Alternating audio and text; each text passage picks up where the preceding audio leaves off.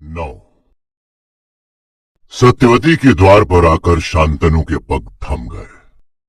उन्हें लगा कि उनका लौट जाना ही ठीक है, पर तभी विवेक ने फटकारा, नववधू के द्वार से लौट जाने का क्या अर्थ?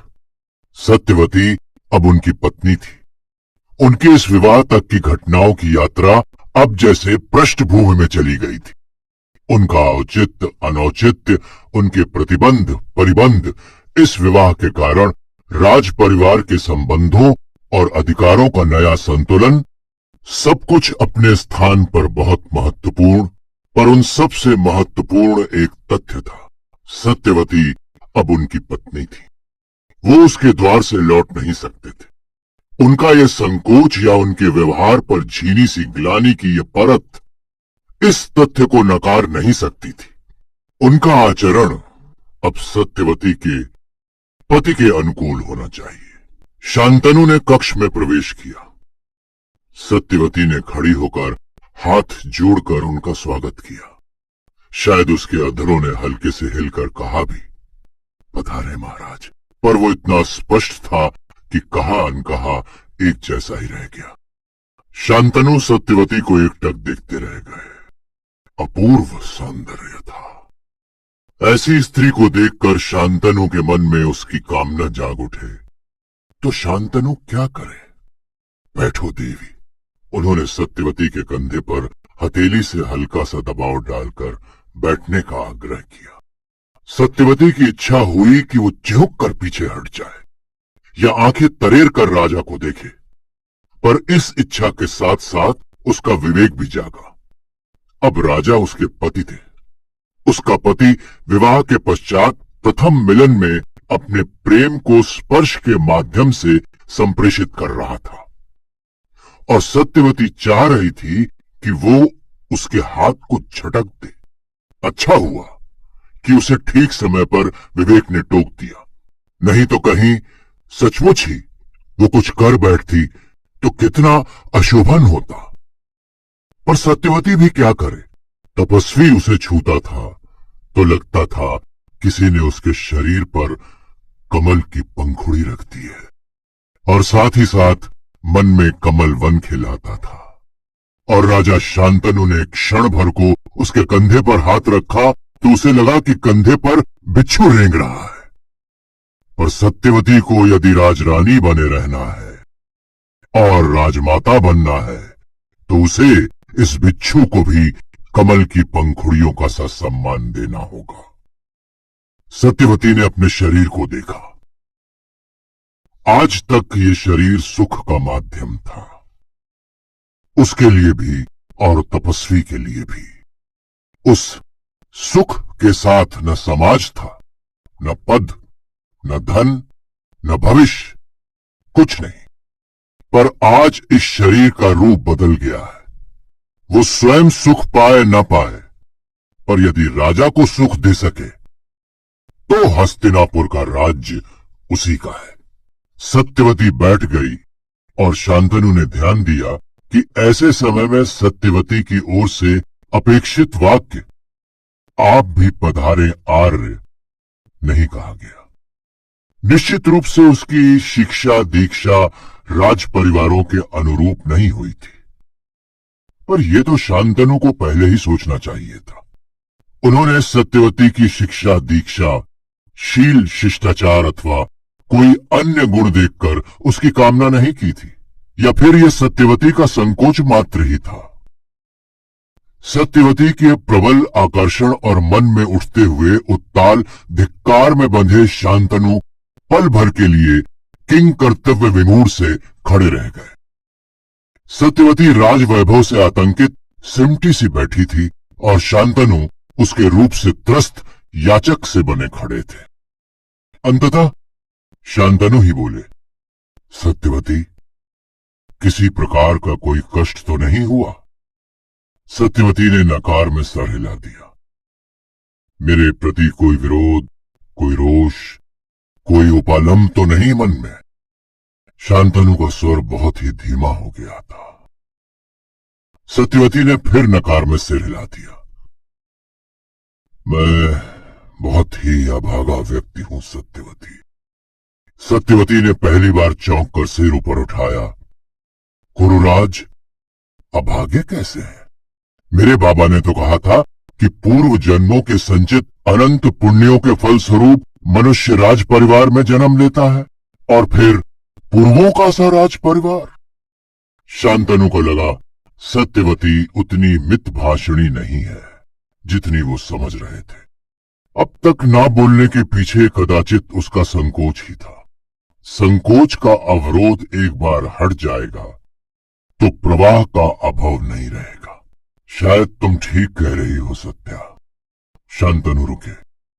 तुम्हारे बाबा तुम्हें इसी नाम से पुकारते हैं ना? सत्यवती के चेहरे पर उल्लास दमका। बाबा द्वारा पुकारे जाने वाले नाम में कितनी आत्मीयता थी। उसके मन में कहीं एक अनाम सी इच्छा उठ रही थी कि वो कहे कि उसका तपस्वी उसे पद्म गंधा कहकर पुकारता था, पर शायद कुरुराज को उसके शरीर में से पद्मगंध नहीं आ रही थी। वैसे भी सैरांध्रियों ने उसे कैसी कैसी तो तरल सुगंधों से नहला दिया था। उसके शरीर की वो नैसर्गिक पद्मगंध अब रही कहां गई होगी। राजप्रसाद में कमल ताल की गंध आ भी कैसी सकती है? तपस्वी कहता था, सत्यवती माता प्रकृति के सौंदर्य का पूंजीभूत स्वरूप है। कुरुराज क्या कहेंगे? वो सैरांध्रियों की कला की पराकाष्ठा है। पर फिर भी मैं अभागा हूं। शांतनु पुनः बोले, मेरी कामना और कर्म में संतुलन नहीं है। मेरी कामना का अतिरेक इतना प्रचंड है कि उसका कोई तर्क और विवेक नहीं रह जाता, और मेरा कर्म बहुत भावुक, न्यायी और तर्कशील है। वे रुके। मेरी बात समझ रही हो? नहीं। सत्यवती ने ईमानदारी से स्वीकार कर लिया। वो तपस्वी की भी आधी बातें समझ नहीं पाती थी। राजा की भी बात समझ नहीं पाई तो क्या आश्चर्य है। शांतनु मुस्कुराए। ये भी विचित्र स्थिति है। मेरी जीवन संगिनी मेरे दुर्भाग्य को नहीं समझ पा रही। मैं सत्यवती अपनी स्थिति स्पष्ट करना चाह रही थी। कोई बात नहीं है सत्या। शांतनु पुनः मुस्कुराए। इस प्रकार समझ लो कि जिस स्त्री की मैंने अपनी पहली पत्नी के रूप में आकांक्षा की थी, वो मुझे मिल तो गई, किंतु उससे दाम्पत्य सुख नहीं मिला। अब दूसरी बार जिसकी आकांक्षा की वो भी मिल गई, किंतु उसे शायद मैं दाम्पत्य सुख न दे पाऊं। क्यों? ऐसा क्यों? सत्यवती अचकचा गई। शांतनु ने उसे देखा। तुम नहीं समझती? नहीं। हमारे वय का अंतराल। शांतनु धीरे से बोले, यद्यपि कामेच्छा मुझ में अब भी कम नहीं है। तुम्हें देखकर मैं विवल भी बहुत हो गया था। तुम्हें पाकर मैं प्रसन्न भी बहुत हूं, किंतु मैं ये भूल नहीं सकता कि वय में मैं तुमसे बहुत बड़ा हूं। तुम्हारी युवावस्था के लिए मैं प्रायः वृद्ध हूं। मेरा विवेक नहीं मानता कि मैं तुम्हारे लिए उपयुक्त वर हूं। मेरे लिए तुम उपयुक्त पत्नी हो, यह भी मैं नहीं मानता। ये तो मेरे पुरुष की तुम्हारे स्त्री के प्रति आसक्ति मात्र है। पति और पत्नी स्त्री और पुरुष ही नहीं होते, वे उससे बहुत कुछ अधिक होते हैं। स्त्री पुरुष संबंध अल्पकालीन है, पति पत्नी संबंध दीर्घकालीन है। पति पत्नी संबंध में अनेक समझौते करने पड़ते हैं। स्त्री पुरुष संबंध में कोई समझौता नहीं होता। यदि कोई होता भी है तो वो दाम्पत्य संबंधों की दृष्टि से होता है। मैं ये सब कुछ जानता था। उन्होंने रुककर सत्यवती की ओर देखा। समझ रही हो?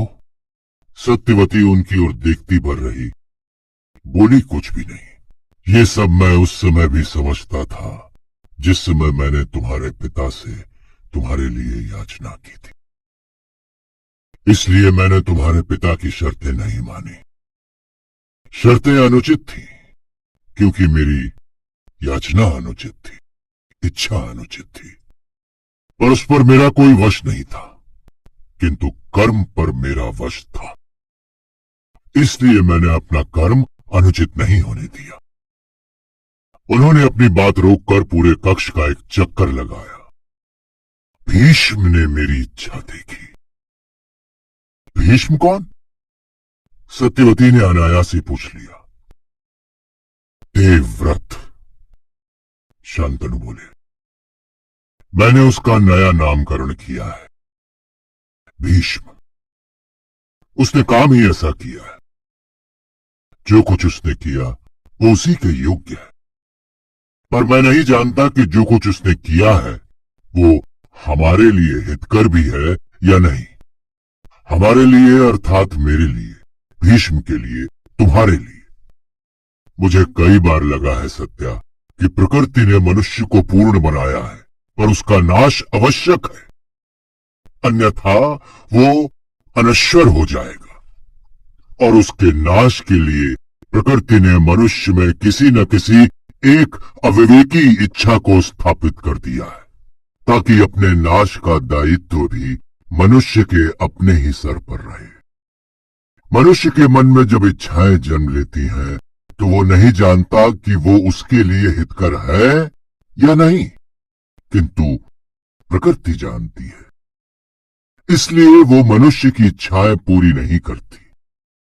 तब मनुष्य प्रकृति से रुष्ट होकर स्वयं कर्म करता है। कर्म का फल प्रकृति रोक नहीं सकती। तब अपने अहित का दायित्व भी मनुष्य के अपने कंधों पर ही होता है। शांतनु रुक गए। तुम्हारा क्या विचार है? सत्यवती के कंठ में कुछ अटका और फिर प्रयत्नपूर्वक उसने कह ही दिया। मैं आपकी बात ठीक ठीक समझ नहीं पा रही हूं महाराज। शांतनु कुछ निराश हुए। क्षण भर को लगा कि कैसी पत्नी चुनी है उन्होंने। गंगा ने तो उन सारे वर्षों में एक बार भी नहीं कहा था कि वो उनकी बात नहीं समझती, और ये इस पहली भेंट के एक खंड में ही कई बार कह चुकी है कि वो उनकी बात नहीं समझ रही है। पर दूसरे ही क्षण उन्होंने स्वयं को संभाला। सत्यवती को उसके रूप के लिए चुना है उन्होंने। वो रूप उसमें अभी है और उनके जीवन पर्यंत रहेगा।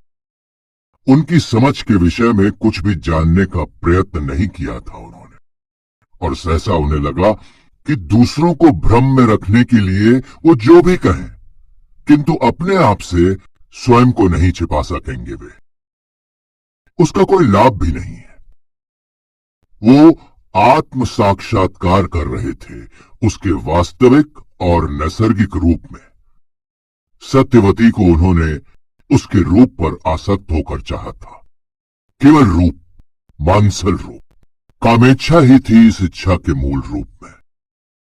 उन्होंने दूसरा पुत्र पाने के लिए उसे नहीं चाहा था।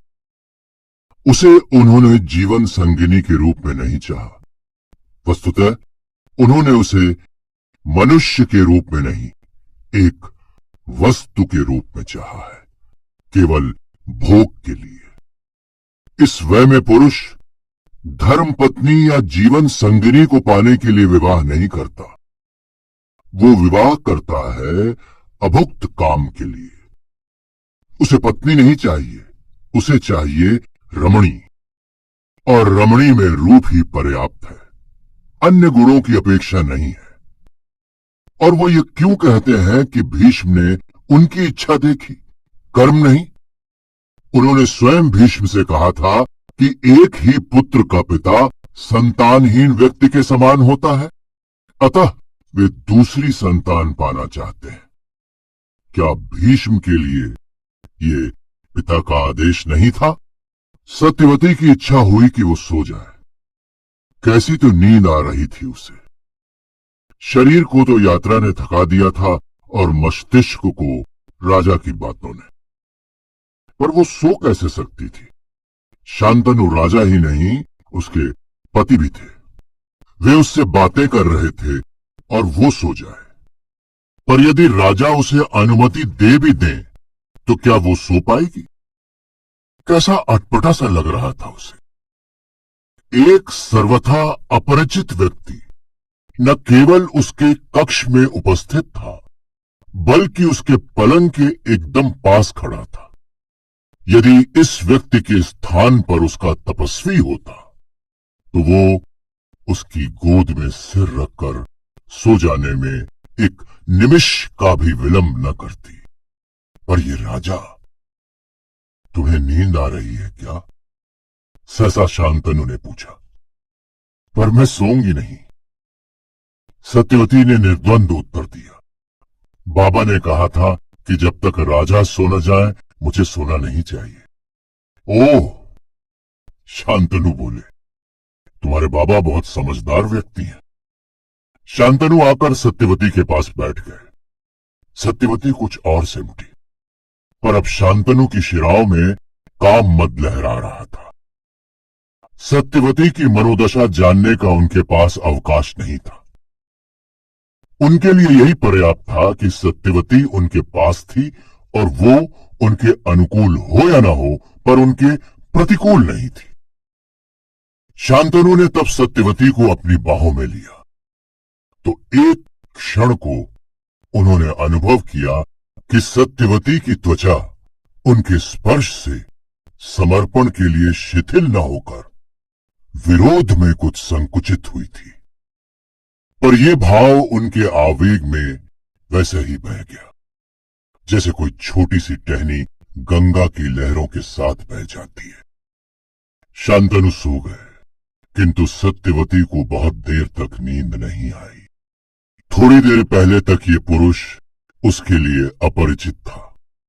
राजा था, कुरुकुल का सम्राट, उससे बहुत धनी, सत्ता संपन्न, विद्वान और शायद महान।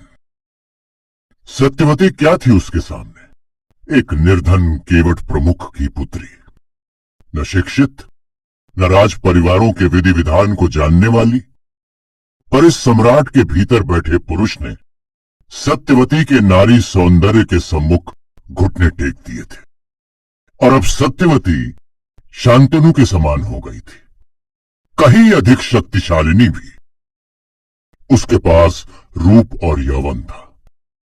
बाबा कहते थे, पूर्ण चंद्र को देखकर सागर विह्वल हो उठता है और उसकी उद्दाम तरंगें चंद्रमा के चरण को छूने को लूटती हैं, बार बार ऊपर उचक उचक कर धरती पर अपना सिर फोड़ती हैं। वैसे ही सत्यवती पर दृष्टि पड़ते ही शांतनु की धमनियों में काम ज्वर उठे। राजा सत्यवती के चरणों में सिर पटकेगा और उस समय वो इतना दुर्बल हो जाएगा कि सत्यवती की आंख के संकेत पर पालतू कुत्ते के समान दौड़ता फिरेगा। सत्यवती ने अपनी शक्ति का प्रभाव देख लिया है। उसे अब ये मालूम होना चाहिए कि किस कार्य में उसका हित है। कार्य तो वो करवा ही लेगी। क्या कह रहे थे राजा की जो इच्छा हमारे हित में नहीं होती, प्रकृति उसे पूरा नहीं करती है? क्या तपस्वी का सत्यवती को ना मिलना उसके हित में है? उस प्रिय दर्शन पुरुष का सत्यवती को ना मिलना सत्यवती के हित में कैसे हो सकता है? शायद सारा जीवन सत्यवती के नैनों में उसकी कल्पना में पराशर की छवि तैरती रहेगी और उसके हृदय को पीड़ा देती रहेगी। अब तो पराशर ही नहीं, नन्हा कृष्ण द्वैपायन भी तो है। अपने प्रियजनों का किसी से जीवन पर्यंत छिन जाना उसके लिए कैसे हितकर हो सकता है? राजा जाने क्या क्या सोचते और कहते हैं, पर सत्यवती का चिंतन एक ही स्थान पर स्थिर नहीं रह सका। उसके अपने ही मन में एक विरोधी स्वर उठा। वो ये क्यों मानती है कि उसकी इच्छा होने पर भी प्रकृति ने उसे पराशर से नहीं मिलाया? बाबा से बात कर उसकी अपनी इच्छा ही तो शिथिल हो गई थी। उसने बाबा की इच्छा के साथ अपनी इच्छा का तादात्म्य कर दिया था। बाबा मानते थे कि धन के अभाव में तपस्वी के साथ उसका जीवन सुखद नहीं होगा। संभव है कि ऐसा ही होता। यदि सत्यवती और पराशर का विवाह हो जाता और कालांतर में धन के अभाव में उसे कोई असुविधा होती तो उसका सारा रोष अपने तपस्वी पर ही बरसता। तब यदि उनमें झगड़ा होता, दोनों का साथ रहना यातनापूर्ण हो जाता, तो क्या उसके स्थान पर प्रकृति ने ठीक निर्णय नहीं किया? उसका प्रिय उसे नहीं मिला, किंतु उसका प्रिय अप्रिय तो कभी नहीं होगा। तो क्या शांतनु की रानी बनना ही उसके लिए हितकर था? एक समवयस्क, समबुद्धि और सजातीय वर उसके हित में नहीं था? शायद नहीं। बाबा के ही समान सत्यवती के मन में भी कहीं गहरे वैभव और सत्ता की भूख थी। प्रकृति ने भी उसे वही दे दिया जो सत्यवती ने चाहा था। कुछ पाने के लिए उसका मूल्य भी चुकाना पड़ता है। सत्यवती ने सुख सुविधाओं के लिए अपने प्यार का मोल चुकाया है। प्रकृति ने उसकी इच्छा पूरी की है या उसका हित साधा है, या उसकी इच्छा और हित साधन मिलकर एक हो गए हैं। और देवव्रत भीष्म, क्या इस प्रौढ़पति के पुत्र के रूप में भीष्म को पाना भी उसके लिए हित में था? बाबा ने कहा था, भीष्म से सावधान रहना, वही तुम्हारा सबसे बड़ा शत्रु हो सकता है। उसकी इच्छा पूरी हुई या प्रकृति की, सत्यवती कुछ भी समझ नहीं पा रही।